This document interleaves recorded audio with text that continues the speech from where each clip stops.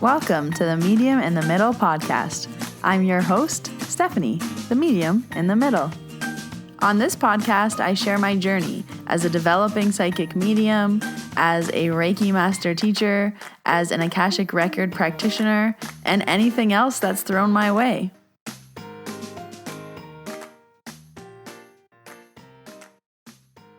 For the 150th time. Hello, Middlers! My name is Stephanie. I am the Medium in the Middle, and this is episode 150. 150 episodes. Holy moly.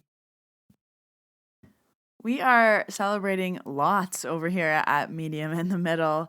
3 years ago in August is when I launched this podcast. We just surpassed 200,000 downloads.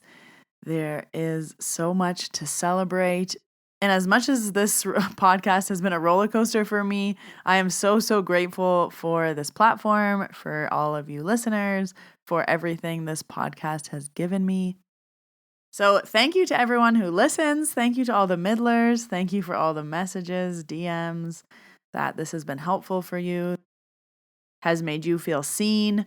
That's been my biggest goal of this podcast since I started, is I didn't want other people to feel alone. I didn't want other people to feel like they were the only person who could talk to the dead, because that's definitely how I felt when this all started. And knowing that you have a tribe of people, even if we are just in your ears, of support, and knowing that you're not alone, you're not weird, these things are happening to others, there are things that can support you. That's been my biggest drive to keep this going. And I know we always think like, even if this just helps one person, but it is true. Even if this just helps one person. Kind of brings me back to the mediumship story of Josh and how it all started with that. And I was like, yep, this is it. This is what we're doing here, folks. So thank you if you've been a listener from the very beginning, episode 1. If you are a new listener, welcome. If you listened and binged to all of the episodes, thank you. 150 episodes is such a huge accomplishment, and I don't want this to go unnoticed. So a reminder to celebrate yourself when you reach your goals. It is so important to lock in that feeling. Even in PSYCH-K, when we're changing limiting beliefs, when you accept your new belief, there is a portion where we celebrate. And that portion is so important because you have to lock in the feeling, the yummy, good feelings. We want to lock that in. So find something that you can celebrate yourself for. Do a little dance in your kitchen. Make yourself a fancy meal. Buy yourself that fancy cheese, whatever it is that's just going to make you feel good. I am going to do a giveaway for episode 150. All the details will be on my Instagram at Medium in the Middle. So if you're not already following me, go follow me. There will be a giveaway for a service with me of your choosing. You can pick whatever you want. And I'm really excited for that. I haven't done a giveaway in a while. Just a reminder, I only do have one Instagram at Medium in the Middle. If I ever DM'd you, please know that was a scammer. I will never message you for money. I'll never reach out for a reading. I will essentially never ever DM you first. I will answer your DMs, but I will never message you first. So any other account is a phony. No, it's not me. I only have one account. And all of my bookings are done on my website, themediuminthemiddle.com. So, yes, go follow along. It will be launching today and going for a week, the giveaway. So I briefly talked about this in last week's episode, but I wanted to dive in deeper. I got a Q&A about navigating the loss of a mentor. So I want to talk about this today. But first I pulled a card. And I wanted to go with the OG Colette Baron Reid Enchanted Map deck because 150 episodes. And when I pulled the card, I was like, oh no, like this doesn't go with today's episode. But then I read the card meeting and I was like, oh yes, it does. How silly of me to even assume. So I pulled the card 40, Follow the Leader. Just wait. I had the same thinking. Follow the leader. Every life is a teaching tool for others. Your authenticity and honesty are an example to those around you. You're being called to lead others by example. Your wisdom has been earned as a result of your bravery and the adventure of your life. The experiences of battles won and lost, places discovered, tears shed, and the joy revealed have placed you in a unique position to be of service to others. Your suffering has been crystallized into a talisman of wisdom. Now you must share it. By being fully authentic, you'll lead others into the light. You'll be required to divulge some things about your past so that you may help someone else. Lead with love. There is another message here as well. Look to those whose great character and accomplishments you admire. Emulate the leaders you respect. You will then in turn have more to offer. So I think this is perfect with what we're going to be talking about today, and I'm excited to kind of share my insights into this perspective. I love how the cards just always fit so intuitively, knowing. And the only announcement that I have is there is one more Reiki level 2 this year that still has a few spots in it. It is December 3rd and 4th. All other Reiki trainings are currently sold out. There will be more coming in January. There will also be the mentees in the middle launching again. It is going to be launching to the waitlist first, and then if I have any spots, I will open it up to the public. The waitlist is currently full, so that will be coming if I have any spots left for mentoring starting in January. I do the one-on-one mentoring. It's been over a year now, and I love it so much. So super excited to relaunch that program. And the last exciting thing coming in December will be my ever famous goals workshop that I like to host near the end of the year. I usually host it on the 30th, but that's a Friday, so I think I might do it earlier in the week. But it'll be a goals event, and I think we're going to push it to almost a 3-hour event. So it's going to be really, really good. I'm already getting excited around this time to start writing out my goals for the new year and just seeing goals that I've accomplished that I just written down last year and forgot about.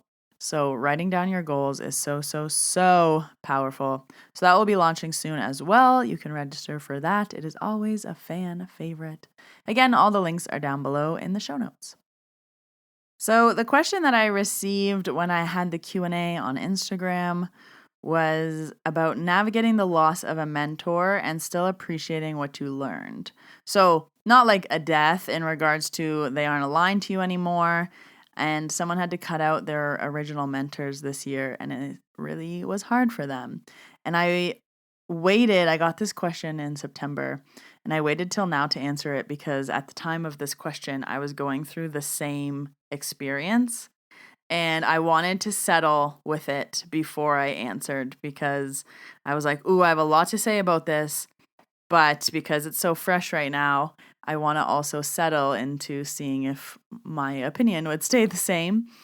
And it did. So this is definitely just my opinion and my perspective of it. So I hope it's helpful for you if you're going through this experience. First, I want to speak to this question with my mentor hat on as someone who mentors other people. I know and I understand that I am only meant to, I kind of view it as like holding someone's hand or supporting them. I'm only meant to kind of travel with you for a certain amount of time. So that's why my mentor programs are shorter. They started off as 8 weeks. They're now 12 weeks, but they're not too long because it's kind of, in my mind, I think I want to hold your hand for this amount of time, and then you need to go and kind of walk your own path and see where you land. So it is good to outgrow mentors. You only need people to take you that certain part of your path, and then you keep going. And then you meet someone new, and maybe they're going to hold your hand for a little bit more of your path, and then you keep going. And this idea that people are going to come into your life when you need them. But it is hard when you no longer align with that person, and you're like, oh no, like what was that? So my analogy for this is going to be with relationships. So I don't like to regret anything in life. So even relationships that I know I should have got out of sooner, or where they were a different person at the end of the relationship than they were at the front of the relationship.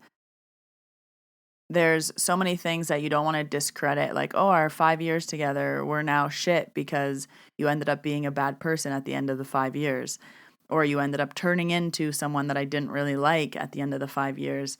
You still got something from that person, you still grew, and you can still take it for what it was, the experience that you needed at that time.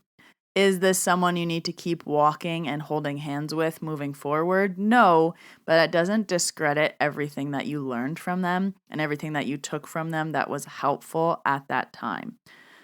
So that's the perspective that I wanted to offer, because it's hard to go back and be like, well, this person has helped me over the years and now I'm just not aligning with them. What does that mean about them? What does that mean about me? But remember, we're all growing on our journeys. So who I was 5 years ago is going to be different than who I am 5 years from now. Who I would be helping 5 years ago is also going to be different than who I'm helping 5 years from now. And there's this idea of your evolution and change is needing different things in your life. So when this happened to me, I don't know if flabbergasted is the right word. I was just thinking, there's no way my mentor would say this. And there's no way she would think this or have these beliefs, because I put her on such a pedestal of she could do no wrong. Everything she says is gold. Everything she tells me to do is perfect and the right thing to do. And then there's this human experience of like, oh my God, I so don't agree with that.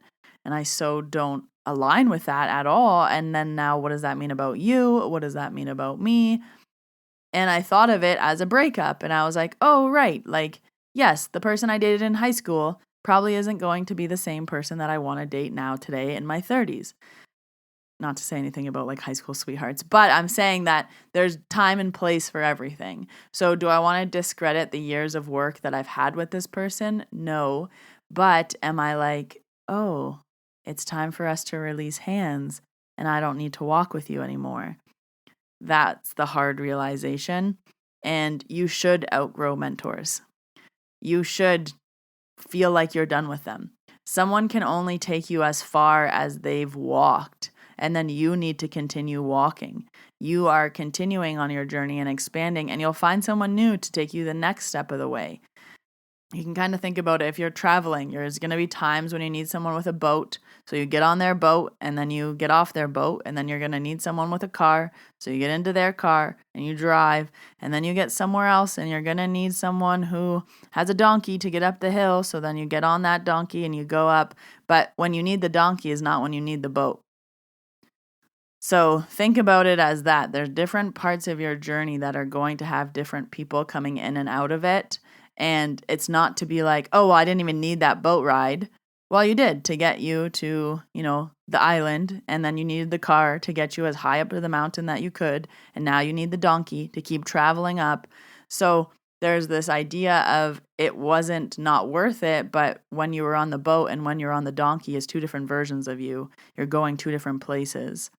So my perspective is take it for what it was, and you no longer need that person, but they still helped you with something. You still were with them for a reason. That could be for personal growth, for lessons, for this experience, for understanding, for boundaries, for so many things of the lessons that you're learning through this experience. But don't discredit that. Don't wash it all away. Don't have regrets, because now you're feeling hurt and unaligned. Even like the worst relationships, my engagement, I have a failed engagement. Everybody knows this on the podcast.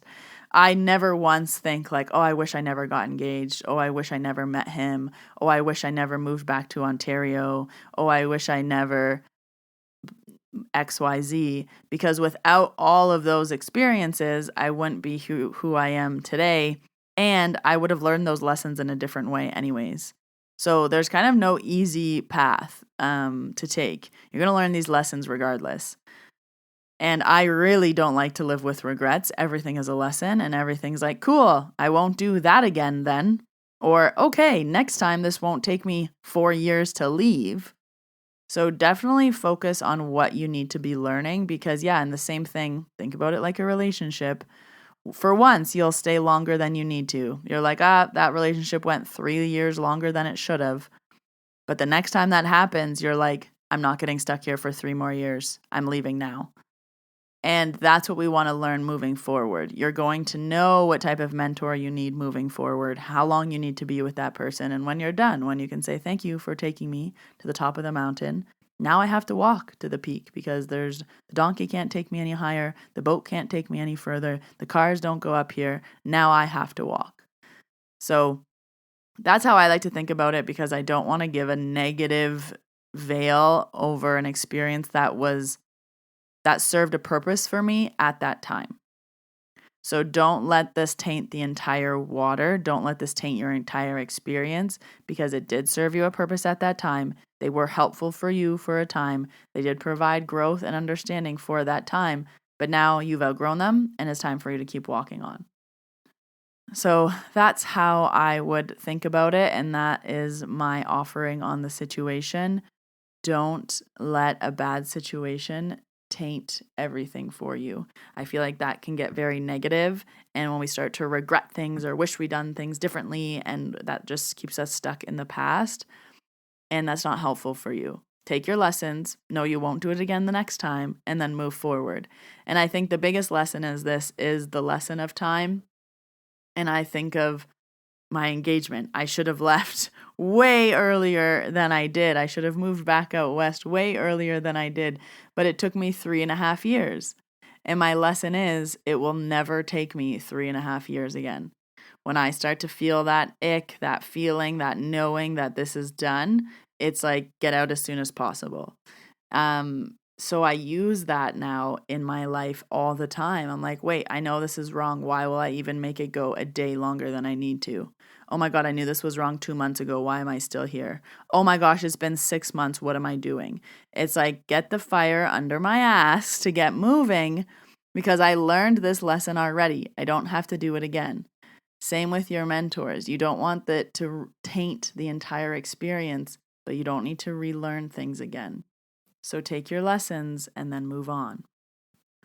So that is my opinion on the topic. If you had to break up with a mentor, or maybe if you're in between deciding if you need to, think of them as a piece of your journey, not the whole journey. So they're there to support you until they no longer support you, and then it's fine to move on. I can only offer someone so much growth. I can only take them so far. Then they have to continue on their own, find someone else, switch from a boat to a car to a donkey, but you can't stay on the boat forever.